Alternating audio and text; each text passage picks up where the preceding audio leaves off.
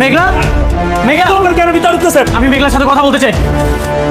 মেঘলা, মেঘলা, তুমি তুমি এখানে আইছো কেন? মেঘলা কোথায়? আমি মেঘলার সাথে কথা বলতে চাই। মেঘলা, মেঘলা, মেঘলা মারা গেছে।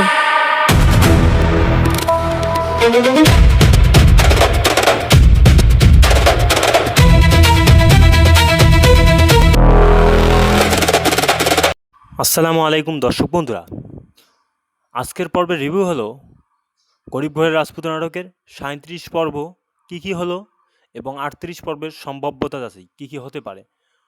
37 পর্বের শেষটা ছিল একেবারে হৃদয় বিদারক। নিজের ভুলের শাস্তি অনেক এমনভাবে পাবে সেটা হয়তো সে নিজেও কখনো কল্পনাও করেনি। সন্তানের মৃত্যুর পর মেঘলার চোখে অনিক আর তার স্বামী নয়, শুধু একজন অপরাধী।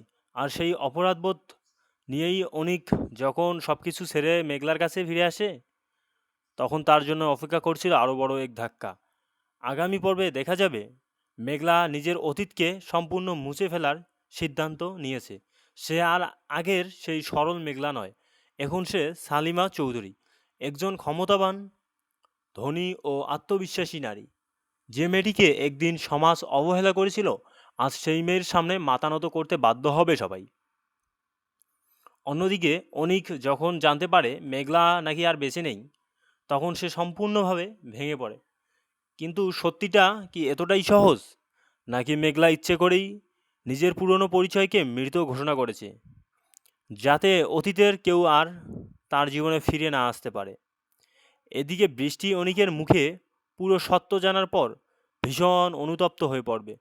সে বুঝতে পারবে শুধু অনিক নয়, পরিস্থিতিও ট্রাজেডির জন্য দায়ী ছিল। কিন্তু তখন হয়তো অনেক দেরি হয়ে যাবে, কারণ সাব্বির ইতিমধ্যে বৃষ্টির জীবনে নতুন আশার আলো হয়ে উঠেছে।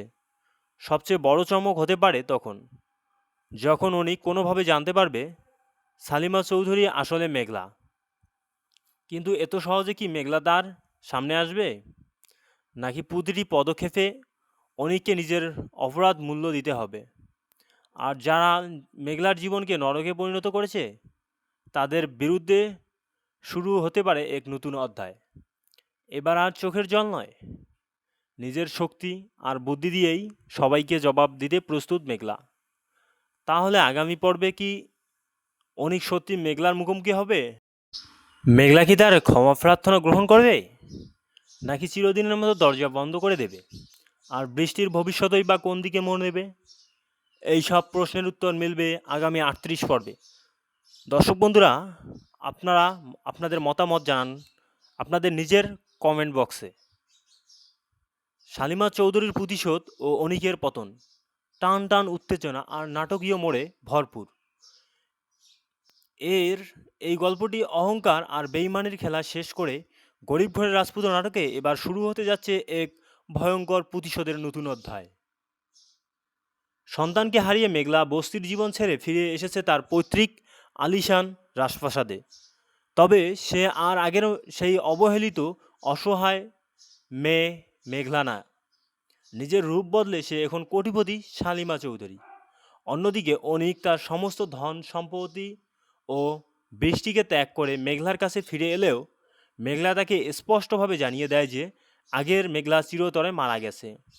আগামী 38 নম্বর পর্বে যা ঘটতে যাচ্ছে, শালিমা চৌধুরীর নতুন সাম্রাজ্য, কোটিপতি শালিমা চৌধুরী হয়ে মেঘলা এবার নিজের এক নতুন সাম্রাজ্য গড়ে তুলবে এবং নিজের মতো করে প্রতিশোধের পথ বেছে নেবে।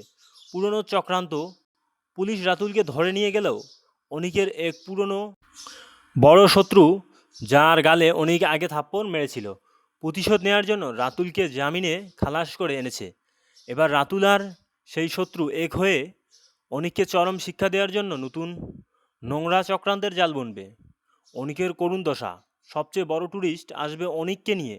অনিক যখন দেখবে মেঘলা তাকে কোনোভাবেই নিজের জীবনে জায়গা দিচ্ছে না, তখন সে মেঘলার বাড়ির সামনে দিনের পর দিন পড়ে থাকবে এবং চাকর হয়ে থাকার মিনতি করবে।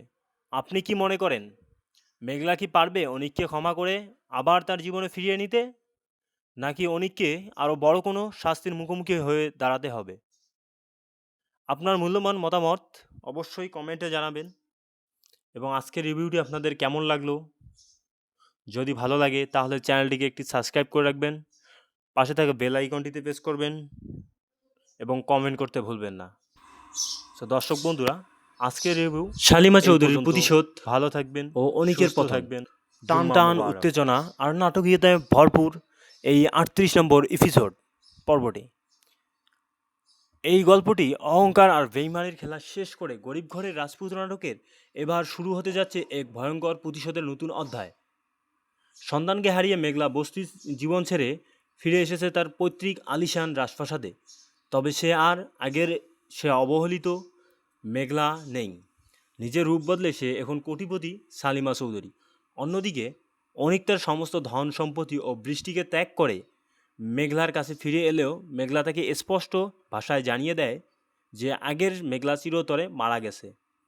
আগামী 38 নম্বর পর্বে যা ঘটতে যাচ্ছে, শালিমা চৌধুরীর নতুন সাম্রাজ্য, কোটিপতি শালিমা চৌধুরী হয়ে মেঘলা এবার নিজের এক নতুন সাম্রাজ্য গড়ে তুলবে, নিজের মতো করে প্রতিশোধের পথ বেছে নেবে।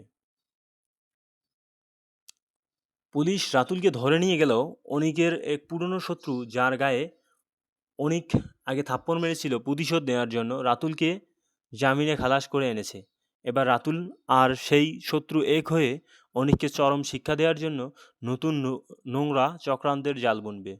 অনিকের করুণ দশা। সবচেয়ে বড় টুরিস্ট আসবে অনিককে নিয়ে।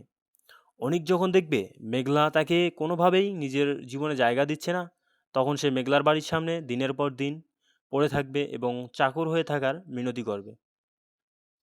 আপনার কি মনে হয় মেঘলা কি পারবে অনিককে ক্ষমা করে আবার তার জীবনে ফিরিয়ে আনতে, নাকি অনিককে আরও বড় কোনো শাস্তির মুখোমুখি হয়ে দাঁড়াতে হবে?